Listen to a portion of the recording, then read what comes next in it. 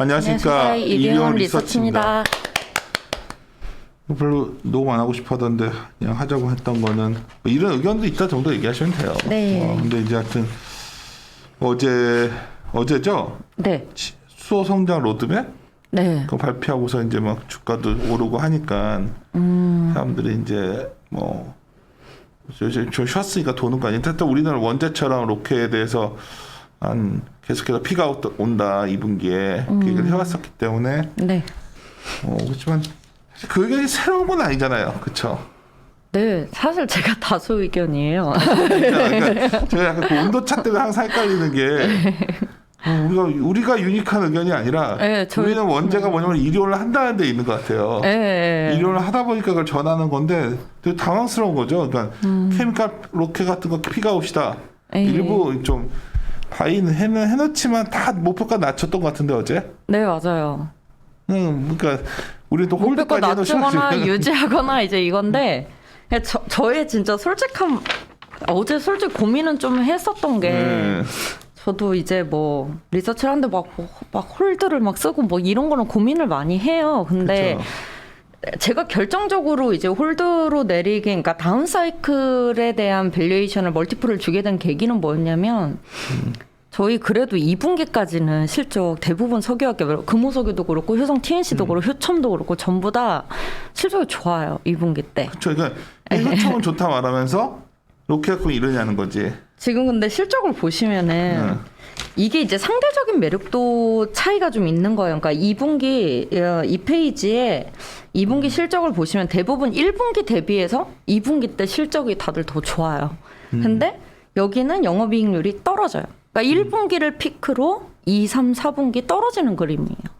이제 그렇다 보니까 그렇게 된다면은 우리가 뭐 피오케미칼에 있어서 롯데케미칼이 지금까지 주가도 못 갔고 그럼 저평가되어 있고 이런 것들을 얘기를 하려면 이게 피오케미칼 기업들 간에서도 상대적인 매력도가 좀 있어야 된다. 뭐 똑같이 2분기도 좋고 뭐 3분기까지 받쳐주는데 뭐 여기만 덜 갔다. 이러면은 이제 매력도가 높아지는 건데 사실 그렇지를 못했어요. 롯데케미칼은 못할 거라고 보고 있기 때문에 그게 첫 번째였고, 이제 두 번째는 제가 이제 수소 쪽을 뭐 효성 첨단 소재라든지 이런 쪽을 추천을 드릴 때 뼛속 시리즈로 이렇게 기술적으로 좀 깊게 본 다음에 추천을 드리잖아요. 이제 그 이유가 자칫 잘못하면 수소 때문에 만약 주가가 갔다. 그럼 이거 붙이면 다 가요. 정말 이거는 엄청 리스키한 거거든요. 그래서 그런 부분들을 생각을 하시면은 사실 어제 롯데케미칼이 발표를 했던 수소 전략 자체는 굉장히 의미가 있었습니다. 그러니까 해야 돼요. 왜냐면 저 2023년에 이제 탄소 국경 조정세가 시작이 되게 되면은 어쨌든 탄소 세금이라고 하는 이 관세가 굉장히 높아지게 됩니다. 그러면은 석유화학 제품들 같은 경우는 가격 경쟁력이 떨어질 수가 있어요. 그러면은 탄소 포집을 하든 아니면은 비즈니스 구조를 바꾸든 아니면 여러 가지 이런 전략들을 펼쳐야 되기 때문에 롯데케미칼은 이런 전략을, 그러니까 여러 가지 수소에 대한 성장 로드맵을 발표를 하는 거는 의미가 있지만 이게 기술 경쟁력이 뭐 생태계에 있어서 있다고 말하기도 애매한 거고 이제 지켜봐야 되는 거죠. 이제 이 부분에 대해서는 약간 저희 하나솔루션 제가 그때 말씀드렸을 때 가야 되는 기술적 방향성은 맞지만 아직은 지켜봐야 된다. 데이터적으로 보여줘야 된다. 이런 부분들을 좀 말씀을 드렸던 것처럼 어제는 조금 느낌이 그랬습니다. 그래서 뭐 이렇게 된다면 이제 저희 이제는 오늘, 그러니까 내일 새벽에 이제 탄소 국경조정세 그거 초안 이제 법안 발표가 되면은 이제 피오케미칼들 같은 경우에는 조금 주가가 슬로워질 수 있다. 근데 그런 측면에서 실적도 2분기 때 상대적으로 좀 저조하고, 그리고 이제 수소 전략이라고 하는 것도 장기적인 그림에선 좋지만 기술 경쟁력 측면에서는 아직은 그냥 그림만 그려져 있는 상태. 네, 그래서 그냥 더 계속 줄이기가 좀 그래서 계속 낮추면서 가는 게 그래서 지금이 좀 낮게 봐야 될 때가 아닌가, 그냥 이렇게 봤던 것 뿐입니다.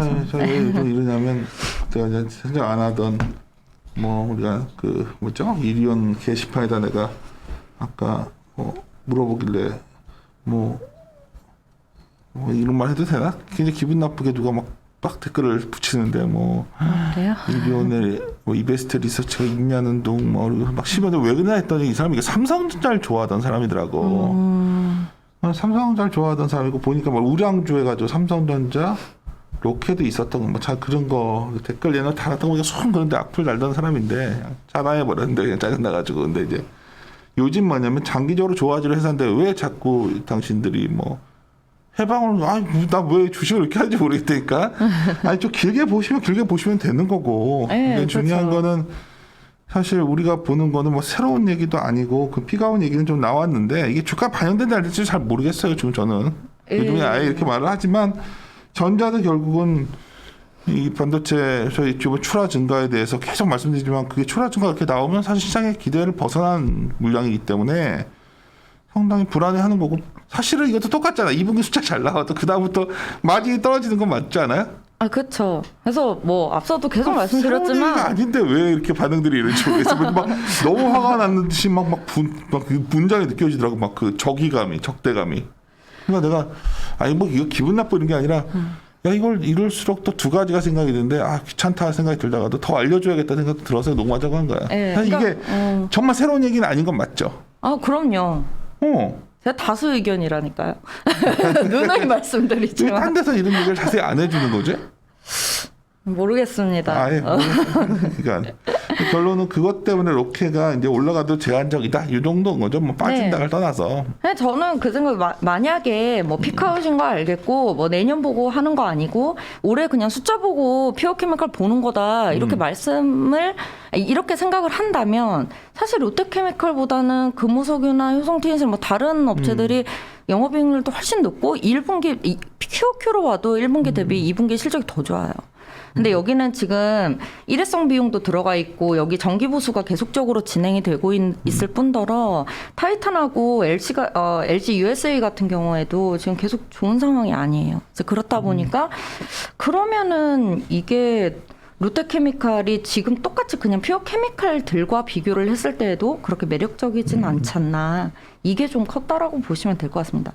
물론 수소 정책 자체의 그림은 나쁘지 않아서 그래서 지켜볼 만은 한 것 같아요. 왜냐면 시도는 저희 석유화학 기업들이 CCS 설비를 달기 싫어서 안 달았던 게 아니었거든요. 이게 비용이 너무 많이 들고 이제 그렇다 보니까 그랬던 건데 사실 퓨어케미칼의 비즈니스가 집중되어 있는 기업 같은 경우에는 CCS 설비를 달든 CCUS 설비를 달든 뭔가를 하기는 해야 돼요. 그러지 않으면은 저번에 제가 SK 이노베이션 말씀드리면서 그때 스토리데이 때 나왔던 얘기가 우리가 2023년에 유럽의 탄소 국경 조정세가 시작이 되면은 연간 6조 이상의 비용이 나가게 된다. 이런 얘기를 SK 이노 쪽에서도 말했듯이 이건 석유화학 기업, 뭐 철강 기업, 시멘트 기업, 정유 기업 다 마찬가지예요. 그래서 이런 시도 자체는 굉장히 저는 큰 비용을 들이더라도 나중엔 굉장히 좋은 성과로 나올 수 있는 부분이지 않나. 다만 지켜는 봐야 된다. 이렇게 말씀드릴 수 있을 것 같습니다. 숫자로 본다면 2분기 숫자 나올 때까지는 그래도 괜찮겠네. 숫자가 좋게 나오는 거니까 어떻게 해도. 아닌가? 그러니까 한번 보시면은 숫자 좀 얘기를 해줘요. 네. 지금 2분기 실적 보시면은 제가 말씀드리는 부분은 지금 영업이익 기준으로 보시면 영업이익률이 지금 1분기 대비해서 2분기 떨어지고 YOY로 보면 당연히 좋죠. 왜냐면은 당연히 안 좋았으니까. 왜냐면 작년이 그러니까 이거 롯데케미칼이 참 애매했던 게 작년에 2분기 때부터 다들 영업이익률 좋았었거든요. 왜냐면 유가가 너무 많이 빠져서. 근데 지금 롯데케미칼 같은 경우에는 대상 공장 정기 보수가 계속적으로 있고 그리고 USA 쪽도 한파 때문에 돌리지를 못했었어요. 그러니까 계속 다른 기업들이 수혜를 볼 때 실제적으로 실적 수혜도 못 봤을 뿐더러 주가도 그래서 못 갔던 거예요. 그래서 지금 올해 들어서 롯데케미칼에 기대를 했던 부분은 기저효과가 확실할 거다. 그 얘기를 다 하는 거지. 근데 YOY 베이스로 보면 좋지 않냐. 그렇죠. 근데 2분기 때 모든 다른 기업들이 YOY로도 그렇고 QOQ로도 높아요. 기저효과가 없는 상태가 QOQ니까. QOQ로도 그렇고 YOY로도 다른 기업들이. 다른 퓨어캠 기업들이. 그런데 여기는 말 그대로 YOY로 좋은데 QOQ로는 또 빠져요. 그럼 저희 상대적인 매력도를 비교를 하셔야 된다고 봐요. 그러니까 2022년에 공급과 이익을 똑같이 보더라도 그럼 2021년 안에는 뭐 그래도 상반기까지는 좋고 3분기 때 조금 슬로우해지고 4분기 때 좀 꺾인다 이런 그림이라면 여기는 1분기 때 피크 찍고 계속 내려오는 그림이기 때문에 이 부분은 좀 같이 고려를 해주셔야 되지 않나. 그렇게 보고 있습니다. 어떻게 그런 뭐 그래서 주가 최근에 좀 안 좋았던 걸 수도 있잖아요. 그러면 뭐 이 정도면 다 거의 많이 빠진 거 아닌가? 그렇지 않아? 근데 이제 이게 있죠. 뭐 올라갈 일이 없는 게 문제가 아니라 모멘텀이 얘기해 보려고 하는 건데 올라갈 힘이 약하다.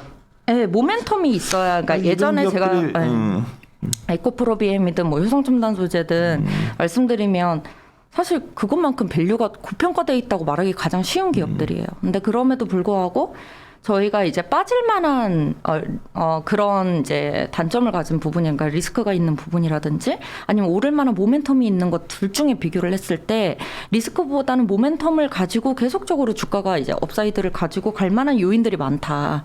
이제 그게 고평가임에도 불구하고 계속 가게 만드는 힘이라면 롯데케미칼을 이걸 싸다고 말할 수 있을까라는 거죠. 이게 만년 저평가일 수도 있잖아요. 근데 그러면은 모멘텀이 좀 있어줘야 가는데 그 힘이 좀 부족하다. 얼마 전에 말했던 케미칼 포트폴리오 우리는 그래서 얼마 전에 에코프로비엠 다시 바이콜 했던 거고 효성첨단 소재 뭐 이런 것들 심지어 지유사까지도 우리가 보자 뭐 저번에 얘기하는 거잖아요. 그러니까 그런 접근인데 근데 이것도 많이 빠졌으니까 얼마나 더 빠지겠어요. 뭐 그렇게 그러니까 자꾸 이런 거에 대해서 막 적대시하고 그렇지만 피곤하더라고요. 좀 막 전자 갖고도 이제 얘기하고 싶지도 않은 게 이게 뭐 우리는 다시 클라이언트들한테는 되게 칭찬을 받고 좋아들 하는데 이게 이료만 녹음만 하면 이러니까 그냥 나도 이제 짜증이 나는 건데 이게 주가라는 게 나는 근데 장기적으로 전자를 나쁘게 보는 게 아니라니까요. 맨날 우리 내가 누가 자꾸 이것도 막 일기에 얘기해야 되겠다. 그러니까 저기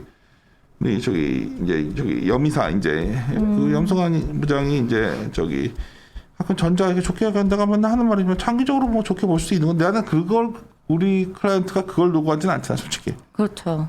그러니까 죄송해요. 저희들은 요구하는 것들이 보통 한 6개월, 1년 단위로 계속 물어보잖아, 저희한테. 그렇죠. 그러니까 그거 단위로 말씀을 드리는 거니까 좀 이런 거 갖고서 뭐 장기적으로 10년 뒤엔 어떨 거 좀 물어보면 저는 대답 못 하겠어요. 주식은 물론 그렇죠. 비즈니스랑 그런 비즈니스 투자를 해야 되는 거고 그런 투자도 옳고요. 근데 이제 뭐 저희들이 계속 해왔던 거는 그래도 계속 포트폴리오 조절해 가면서 실수를 줄이는 투자 뭐 이런 걸 굉장히 선호해 오는 것 같고 장기적으로 그게 성과를 보여왔다는 여러 가지 트랙이 있기 때문에 하는 겁니다. 그냥 그런 식으로 좀 생각을 해주시면 최근에 이런 굉장히 그러니까 저는 그런 생각도 들어요. 야, 이런 것들이 과거에 비해서는 피크아웃돼도 주가가 잘 안 빠질 것 같다는 생각도 해요, 솔직히.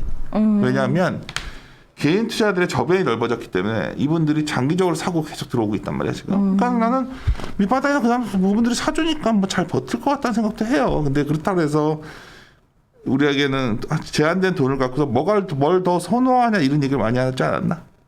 이한나 연구는 케미칼을 딱 놓고 봤을 때 선호하는 거는 저는 효성첨단 소재라든지 뭐 그런 쪽을 그쵸. 선호를 하는 거죠. 왜냐면 저 같은 경우에는 이런 스타일이에요. 그러니까 제가 어떤 스타일이다 이렇게 보기보다는 저희가 뭐 저야 케미칼 이제 정유화학 애널리스트긴 하지만 우리 투자를 하는 입장에서는 굉장히 많은 산업들을 여기에서 이제 어느 정도 마무리가 됐다면 다른 산업으로 또 가서 그쵸. 투자를 할 수도 있는 거 이렇게 좀 넓은 시각으로 좀 보면서 이제 투자를 해 나가야 되는데 여기가 실적 좋다고 마냥 여기가 매력도가 높을 거라고 보는 거는 좀 아니라고 보는 거죠, 저는. 그래서 여러 가지 시각에서 좀 판단을 많이 하는 거다라고 보시면 될 것 같고 그냥 단순히 뭐 이렇게 생각할 수도 있어요.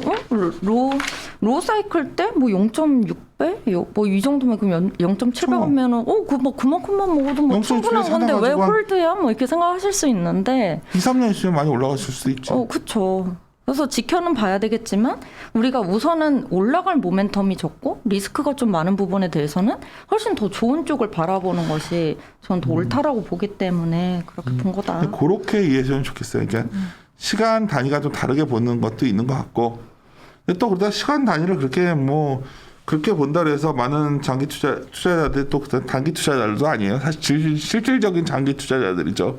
사실 우리 클라이언트들이. 그러니까 그냥 이런 접근이 왜 이렇게들 다 돈이 제한되어 있다는 생각 속에서 출발해야 되는데 그렇지가 않은 것 같아. 그러니까 제한된 포트폴리오 예산 내에서 이걸 팔아서 이걸 사거나 뭐 이런 거가 되게 익숙한데, 그러니까 돈이 많다면야 뭐 이것도 사놓고 저것도 사놓고 그냥 가만히 있으면 되는데 사실. 그래서 이것도 로케도 오늘 홀드예요, 의원이. 사실 그래서 어떤 분들은 이 의미를 잘 모르실 텐데, 섹터 담당자가 홀드까지 쓸 때는 상당히 그 의미를 두고 하잖아요, 보통. 그렇죠. 실제 셀까지는 안 가더라도. 로켓에 대해서는 저희 홀드를 냈는데 아까 그런 이유들로 본 거니까 케미칼 내 어떤 최선호주의 개념이 다른 데 있다는 걸 강조한 걸 수도 있으니까 또 지나치게 이거를 좀 확대 해석 좀 하지 말았으면 좋겠어요. 왜냐면 자꾸 이한나 연구원이 옆에서 괴로워하는 게 자꾸 논쟁 붙이려고 자꾸들 연락 오고 그렇지 지금. 네.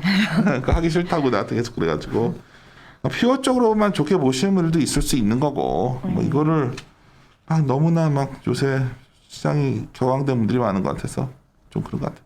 로켓 나도 참고할게요. 사실 저는 뭐 PBR 0.6배면 얼마나 빠지겠나 싶은 생각이 드는데. 네. 저는 근데 이제 더 빠진다 안 빠진다 이 판단이라기보다는 올라갈 일이 좀 제한적일 것 같으니까 좀 내려놓은 전자 비슷한 거 것 같아 이것도. 올라갈 일이 약하다는 거. 네. 올라봤자 전자도 그거라면 뭐 이런 논리니까. 네, 그래도 시장은 하여튼 뭐 계속 위로 시도할 것 같다는 자금들이 들어오고 있기 때문에 그것도 감안합시다 이제는. 네, 알겠습니다. 개인들 자금이 굉장히 강하게 들어오고 있으니까 그 자금들이 시장에 어떤 변화를 줄 수도 있는 거고 너무 그런 것도 한번 고민해보자는 차원에서 말씀드렸어요. 네, 마무리 짓도록 합시다. 네. 함께 고민하시죠. 고민하시죠.